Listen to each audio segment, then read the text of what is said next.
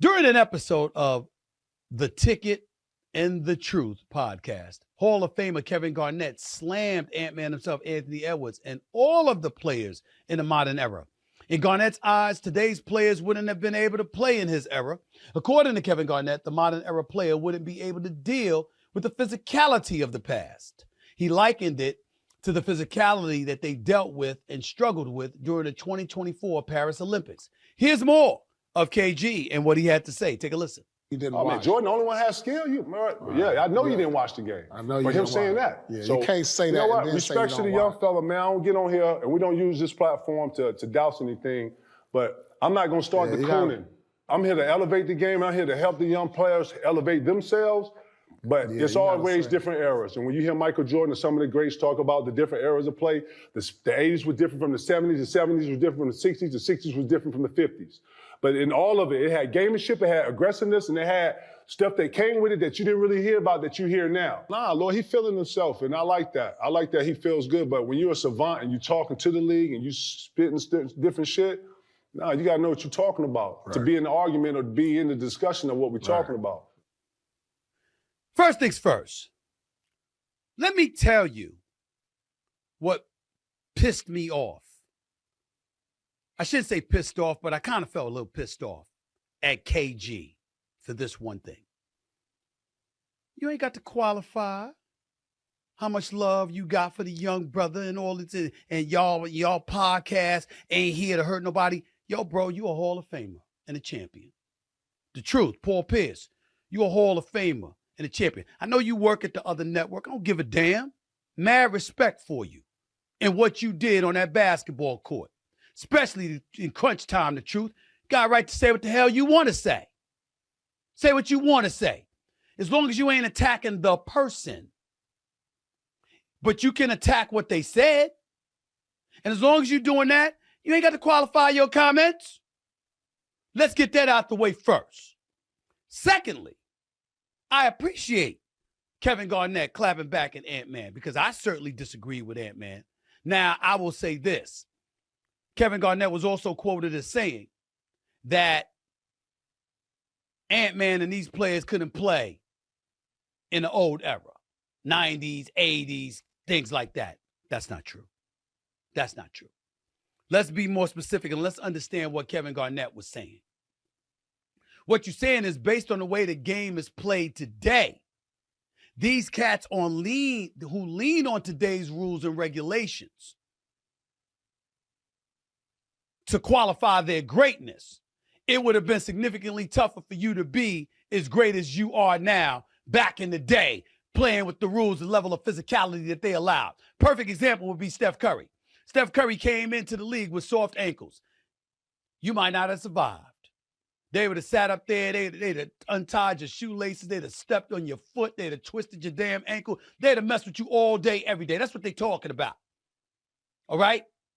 You know, when you sit up there, you can hit somebody's elbow like that when they shooting, they'd have done that all day to Steph Curry. Absolutely true. But because I believe he's the best shooter that God ever created, I think he would have adjusted.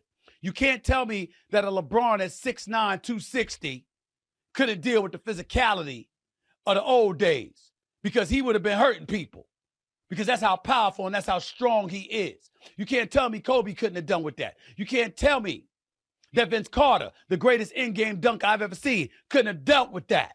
Can't tell me that. So I know that's not what KG was trying to say, but I just want to qualify. Let me be very, very clear.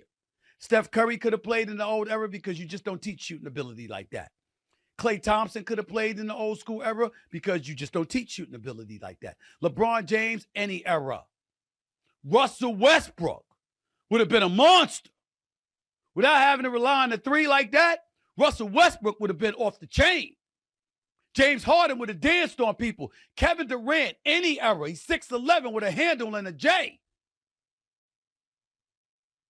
Jokic, with his ball handling ability, his passing ability, his shot making ability. Yes, if Bill Laimbeer could have been in the NBA, Jokic could have been in the NBA. Let's be very, very clear about that. So I'm just saying to all of y'all, you look at certain things and point to it what it is. It's a whole bunch of players that could have succeeded in today's era, in the old school, from today's era. But I also get where KG's coming from. KG like, yo, predecessors set the stage and the example for successors to follow. How you going to be disrespectful? I know you said you hadn't watched us. You're too young. You didn't see us. But if you're going to say Michael Jordan was the only skilled player, Isaiah Thomas is one of the greatest skilled players in the history of the game. Charles Barkley was a monster. Akeem the Dream Olajuwon was sensational. One of the greatest big men of all time. Kevin Johnson for the Phoenix Suns was no joke. Gary Payton, the glove, with his defensive prowess and his physicality. Sean Kemp, no joke. No joke. Mark Aguirre, Adrian Dantley. Look now. Let's pay attention. Bernard King. A healthy Bernard King. You know what he would have done to some of these players? What are you talking about? I know that Dominique Wilkins didn't have that great of a handle, but he was the human highlight reel for a reason. What are you talking about? Some great Dennis Johnson, the late great Dennis Johnson. Kevin McHale, 15 feet, 10 feet and in. One of the most unstoppable forces we have ever seen in the history of basketball. Kareem Abdul-Jabbar. What are you talking about? Can't say that. Can't say that. Can't do that. Can't think like that. No. Can't do that. Now, Ant-Man is special. And ladies and gentlemen, I see him coming. When I see Anthony Edwards, I see Michael Jordan. I see Vince Carter. I see Kobe. I see this potentially. Not there yet, potentially. I see this. Ant-Man is right on par with Steph Curry as my two favorite players in the NBA to watch today. He is box office. And Ant-Man is going to do so. Don't let Minnesota get him an additional scoring weapon. My God, don't let that happen. Because Minnesota's going to win a championship with Ant-Man. I love Ant-Man. But his statement, my brother, you're such a young whippersnapper. You just don't know. My condolences to you for what you do not know. Remember, Connie Hawkins is what gave Dr. J the creativity and the innovativeness that he ultimately exercised and took to another level. And Dr. J did that for Michael Jordan. And Michael Jordan did that for Vince Carter. And Vince Carter and Michael Jordan did that for Kobe Bryant. List goes on and on. When you see something to replicate and emulate, your creativity bursts from there. But I also understand why KG clapped back like that. You can't disrespect the errors like that. You can't do that. I remember when J.J. Redick made noise and made news because he was arguing with Mad Dog Russo on my daytime job, First Take on ESPN, every weekday morning from 10 a.m. to 12 noon. And he was talking about firemen and other people that were playing back in the old days, and it came across as disrespectful to the Bob Cousy's and Jerry West of the world and others. Successors come from successful predecessors. You don't disrespect the errors. You show an appreciation for them because they showed you the way. When James A. Naismith created the game of basketball, you had people walking around dribbling with one hand. Then you learn to dribble with two. They had a set shot. Then they learned a jump shot. They did layups, then they learned to dunk. It evolves, but it starts somewhere. And where it starts is what you never, ever fail to respect. And when you're young and you do that, it shows a flagrant lack of appreciation, which is why Magic Johnson said, yo, I really don't listen to anybody who hasn't won anything. And so even though we're going to see the greatness of Anthony Edwards, until he wins a championship, how much y'all want to make a bet that what we going to remember most is Magic Johnson saying, hey, I really don't listen to somebody who hasn't won a championship. He didn't win a championship in the NBA yet. He hasn't won in college. To my knowledge, I don't think he won in high school. That's what Magic Johnson said. Folks going to hold on to that quote. because Ant-Man said what he said. And now KG clapped back. That's a champion. That's the big ticket. That's a Hall of Famer. Sitting beside him is the Truth, who's also a Hall of Famer and a champion. Let's just call it what it is. Let's just call it what it is. By the way, as an aside, congratulations to Steph Curry for getting his new bag and 1-year extension for over $62 million. He's earned over $500 million on the court in his career now. This is what they're saying.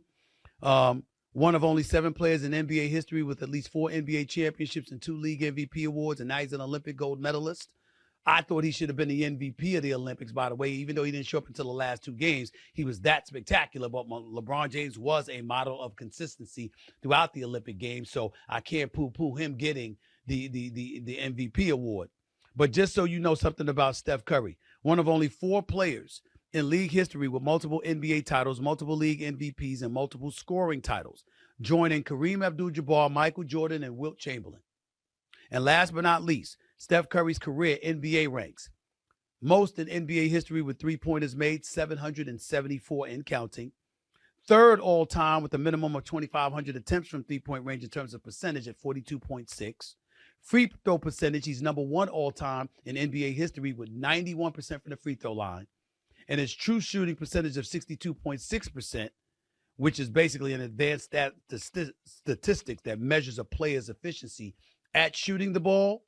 It's intended to more accurately calculate a player's shooting than field goal percentage, free throw percentage, and 3-point field goal percentage taken individually. Steph Curry's true shooting percentage is 62.6%, which is 6th all time. Major props and congratulations to the babyface assassin. Whatever he's getting paid, he deserves more.